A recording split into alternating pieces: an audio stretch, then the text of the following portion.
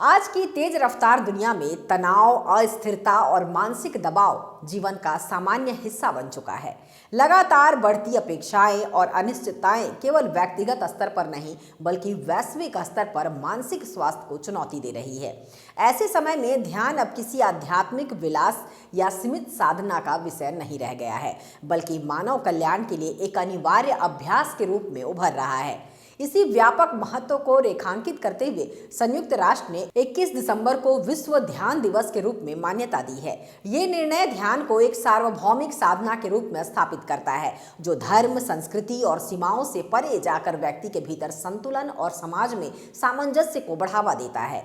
ध्यान की गहराई और उसके व्यवहारिक पक्ष को जिस स्पष्टता के साथ परमहंस योगानंदा ने प्रस्तुत किया, वो बिरले ही देखने को मिलता है। उन्होंने बहुत पहले ये विचार रखा था कि अस्थायी सुख और शांति बाहरी उपलब्धियों से नहीं बल्कि मन की चंचलता को शांत कर भीतर की ओर मुड़ने से प्राप्त होती है। प्राचीन क्रिया योग परंपरा को आधुनिक संदर्भ में प्रस्तुत कर उन्होंने ध्यान को आम जीवन से जोड़ा। वैश्विक तनाव, मानसिक स्वास्थ्य संकट और सूचना के अतिभार के इस दौर में योगानंदा की शिक्षाएं और अधिक प्रासंगिक प्रतीत होती हैं। उनका संदेश स्पष्ट है, समाधान केवल बाहरी व्यवस्थाओं में नहीं बल्कि आंतरिक स्थिरता और स्पष्टता विकसित करने में निहित है।